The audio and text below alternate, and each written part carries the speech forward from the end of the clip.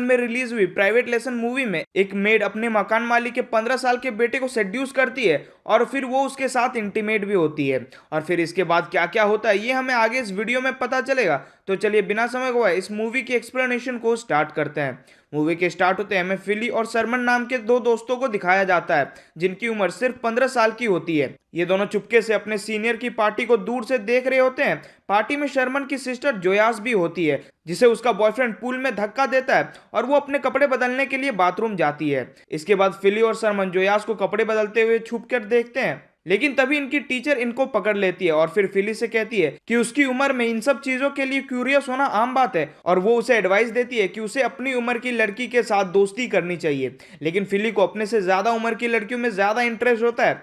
फिली के फादर एक अमीर बिजनेसमैन है और इसलिए उसके घर में बहुत से सर्वेंट है। एक बार फिली घर में देखता है कि उसके फादर ने एक नई हाउसमेट को हायर किया है जिसका नाम मिस मेलो है जो कि काफी ज्यादा खूबसूरत है। फिर अगले दिन फिली के फादर एक बिजनेस ट्रिप के लिए टाउन से बाहर चले जाते हैं और वो अपने ड्राइवर लेस्टर को कहते हैं कि वो फिली का ध्यान रखे। मैं आपको पहले ही लेस्टर के बारे में बता दूं कि वो फिली को बिल्कुल भी पसंद नहीं करता। उसी दिन मेलो फिली के पास आती है और उससे बातें करने लगती है। फिर मेलो फिली को बताती है कि हाउसकीपर रात में फन के लिए क्या करते हैं, जिस पर फिली बताता है कि मेलो के अलावा बाकी सभी मेड यहाँ पर काफी ज्यादा ओल्ड है। मेलो फिली से कहती है कि तुम्हें बाकी मेड के साथ बात करने में उतना मजा नहीं आता होगा जितना मुझसे करने में आ रहा होगा। इसी दौरान फिली मेलो की टांगों को घूरने लगता है और जब मेलो ये सब देखती है तब वो फिली को टीज करने लगती है जिससे अनकंफर्टेबल होकर फिली वहां से चला जाता है। इसके बाद मेलो कुछ काम से लेस्टर के साथ बाहर जाती है और उसके जाते फिली मेलो के रूम में जाकर उसके ड्रेस और अंडरगारमेंट्स को देखने लगता है। इसके बाद हमें पता चलता है कि लेस्टर और मेलो किसी तरह की प्लानिंग कर रहे हैं।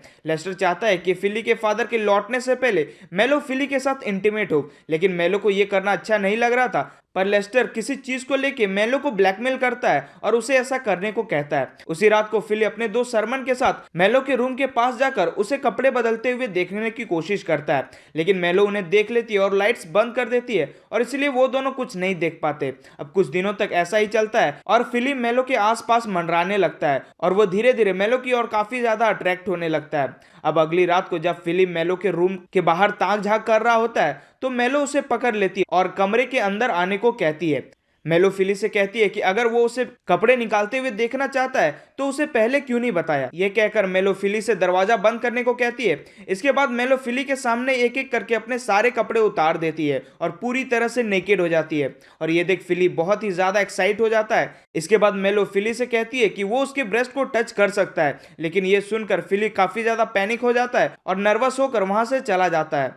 अगले दिन मेलो फिली से कहती है कि वो आज रात को उससे मिलने के लिए आएगी और फिर फिली इस बात से मान जाता है। फिली ये सब जाकर अपने दोस्त सरमन को बताता है और फिर वो दोनों अपना टेनिस प्रैक्टिस करने लगते हैं। उसी रात को जब फिली मेलो से मिलने जाता है तब वो देखता है कि मेलो बाथटब में नहा रही है। फिर मेलो उसे बाथटब में आने को बोलती है। फिली शुरू में मना करता है, लेकिन फिर मेलो अपने मीठी बातों से उसे मना लेती है। फिर फिली सिर्फ शॉर्ट्स पहनकर उस बाथटब में चला जाता है। मेलो फिली को सेड्यूस करने की कोशिश करती है और उसे किस भी करती है। इसके बाद वो उसके प्राइवेट पार्ट्स को टच करती है, लेकिन फिली फिर से पैनिक हो जाता है और फिर बहाना बनाकर वहां से भाग जाता है। जाने से पहले मेलो फिली को रोकती है और उसे किस करती है और वो उसे अपने साथ सोने के लिए भी इनवाइट करती है।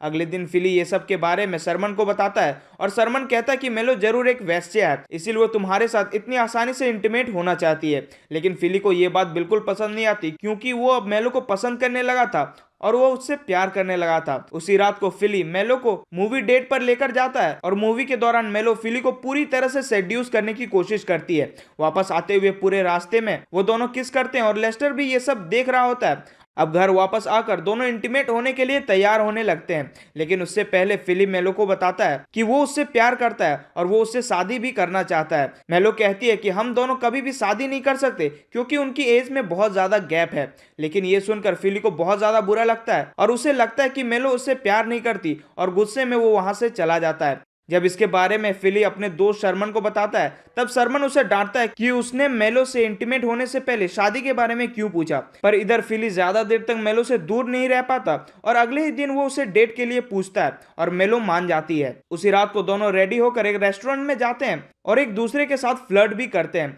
डिनर करने के बाद दोनों वापस घर आ जाते हैं और फिर एक दूसरे के साथ इंटीमेट भी होते हैं। लेकिन इंटीमेट होते वक्त मेलो को कुछ हो जाता है और वो चिल्लाकर अचानक से शांत हो जाती है। फिर फिलिप मेलो को जगाने की कोशिश करता है लेकिन वो नहीं जगती। ये देख फिलिप बुरी तरह से डर जाता है और उसे लगता है कि मेलो मर चुकी है, क्योंकि लेस्टर ने उसे एक बार बताया था कि मेलो को हार्ट का प्रॉब्लम है। अब ये जानकर फिलिप काफी ज्यादा डर जाता है और वो लेस्टर को बुलाने के लिए जाता है। लेकिन उसके बाहर निकलते ही हम देखते कि मेलो बस मरने की नाटक कर रही है और वो अभी भी जिंदा है। लेस्टर फिर उस कमरे में आता है और मेलो को चेक करने के बाद वो फिलिप से कहता है कि मेलो अब मर चुकी है और उसे तुमने ही मारा है, क्योंकि तुम दोनों के अलावा इस रूम में और कोई नहीं था। फिर लेस्टर तुरंत पुलिस को कॉल करने लगता है, लेकिन फिलिप उसे रोकते हुए बोलता है कि वो ऐसा ना करे और बदले में वो कुछ भी करने को तैयार है। अब लेस्टर कहता है कि उन्हें मेलो की बॉडी को ठिकाने लगाना होगा। फिर वो दोनों मेलो की बॉडी को एक बड़े से बैग में डालकर फ्रीजर में बंद कर देते हैं ताकि उसकी बॉडी सड़े नहीं। इसके बाद वो दोनों गार्डन में जाकर एक कब्र खोदने लगते हैं। जब कब्र पूरी तरह से खुद जाती है उसके बाद वो दोनों मेलो की बॉडी फ्रीजर से निकाल लेते हैं, जो कि अब काफी ज्यादा भारी हो गई थी। लेस्टर कहता है कि ऐसा फ्रीजर की वजह से हुआ है, जबकि असल में मेलो उस बैग में थी ही नहीं, क्योंकि जब ये दोनों गड्ढे खोद रहे थे तब मेलो फ्रीजर से निकल गई थी। खैर, इसके बाद ये दोनों मेलो की बॉडी को गार्डन में दफना देते हैं। अगले दिन फिलिप देखता है कि वो कब्र किसी ने खोद दिया है और मेलो की बॉडी वहां पर नहीं है। ये सब देख फिलिप काफी ज्यादा टेंशन में आ जाता है और फिर इसके बारे में वो लेस्टर को बताता है, लेकिन लेस्टर बोलता है कि उसे इस बारे में कुछ नहीं पता। तभी उन्हें एक नोट मिलता है जिसमें लिखा था कि मेलो की बॉडी को किसी ने निकाल लिया है और अगर इन्हें वो बॉडी वापस चाहिए तो फिलिप को $10,000 देने होंगे, नहीं तो वो बॉडी पुलिस को मिल जाएगी। लेस्टर कहता है कि कल रात उन्हें बॉडी दफनाते हुए शायद किसी ने देख लिया होगा और हमें उसे पैसे दे देने चाहिए। असल में ये नोट किसी और ने नहीं बल्कि लेस्टर ने ही भेजा था। फिलिप अपने फादर के तिजोरी में से $10,000 निकालता है और ब्लैकमेलर की बताई गई जगह पर रख देता है। इधर लेस्टर उन पैसों को लेकर के अपने घर चले आता है जहां पर मेलो उसका वेट कर रही होती है। यहां हमें पता चलता है कि मेलो का असली नाम निकोल है और वो लेस्टर की बात इतनी समय से इसलिए मान रही थी क्योंकि वो इस कंट्री की नहीं थी और वो इस कंट्री में इलीगल तरीके से आई थी और ये बात लेस्टर जानता था। मेलो लेस्टर से कहती है कि उन्हें फिलिप का इस तरह से फायदा नहीं उठाना चाहिए, लेकिन लेस्टर उसे धमकी देता है कि अगर उसने उसकी बात नहीं मानी तो वो पुलिस को बता देगा कि मेलो एक इलीगल इमिग्रेंट्स है और साथ ही एक अपराधी है, क्योंकि 15 साल के लड़के के साथ अफेयर रखना एक क्राइम है। इसके बाद लेस्टर मेलो को अपने पुराने होटल में वापस जाकर छुपे रहने को बोलता है, लेकिन अब मेलो को भी फिलिप से प्यार हो गया था। इसके बाद मेलो सीधा फिलिप के पास जाती है। फिलिप उसे जिंदा देखकर शुरू में चौंक जाता है, लेकिन फिर मेलो उसे सब कुछ बता देती है कि उसने ये सब लेस्टर के कहने पर किया था, पर अब वो फिलिप के साइड में है। सब कुछ समझने के बाद फिलिप मेलो से कहता है कि उन्हें लेस्टर से वो पैसे वापस लेने होंगे, लेकिन मेलो नहीं जानता था कि लेस्टर ने उन पैसों को कहां रखा है। और फिर लेस्टर से पैसे निकलवाने के लिए फिलिप और मेलो दोनों मिलकर एक प्लान बनाते हैं। इसके बाद मेलो फिलिप के टेनिस को जैक को कन्विंस करती है कि वो एक नकली पुलिस ऑफिसर बनकर लेस्टर के घर जाए और फिर जैक इसके लिए मान जाता है। वो पुलिस की यूनिफॉर्म पहनकर लेस्टर के घर जाकर उससे पूछताछ करने लगता है कि मेलो अचानक से कहां गायब हो गई है। फिर लेस्टर के घर पर उन्हें खबर मिलती है कि लेस्टर ने मेलो को मार दिया है। उन्हें लेस्टर के घर पर मेलो के कुछ कपड़े भी मिलते हैं जो मेलो ने ही यहाँ पर रखे थे। ये सब देखकर लेस्टर पूरी तरह से पैनिक हो जाता है और बताता है कि मेलो जिंदा है और वो एक होटल में है। जैक लेस्टर से कहता है कि अगर तुम 2 घंटे के अंदर मेलो को यहाँ पर जिंदा नहीं ला पाए तब तुम्हें मेलो के मर्डर केस के इल्जाम पर अरेस्ट कर लिया जाएगा। इसके बाद लेस्टर उस होटल में जाता है जहां उसने मेलो को रुकने को बोला था, लेकिन उसे पता चलता है कि मेलो यहां से जा चुकी है। अब लेस्टर के पास कोई और चारा नहीं बचता और फिर वो अपने बाकी पैसों को लेकर के इस शहर से भागने का प्लान बनाता है और एयरपोर्ट की तरफ जाने लगता है। दरअसल फिलिप भी यही चाहता था और यही उसका प्लान भी था।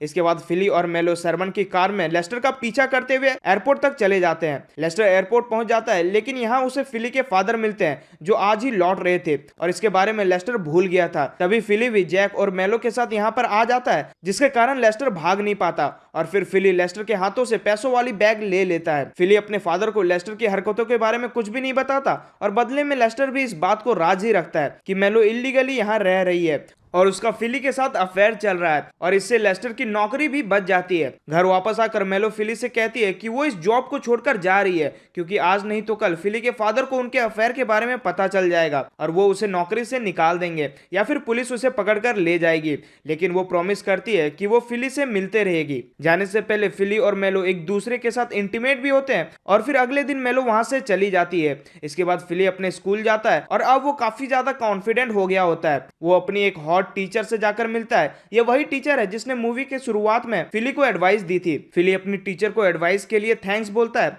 और फिर वो उसे आज रात डेट के लिए भी पूछता है। इसके बाद वो टीचर डेट के लिए मान जाती है और कुछ इसी तरह से ये मूवी यहीं पर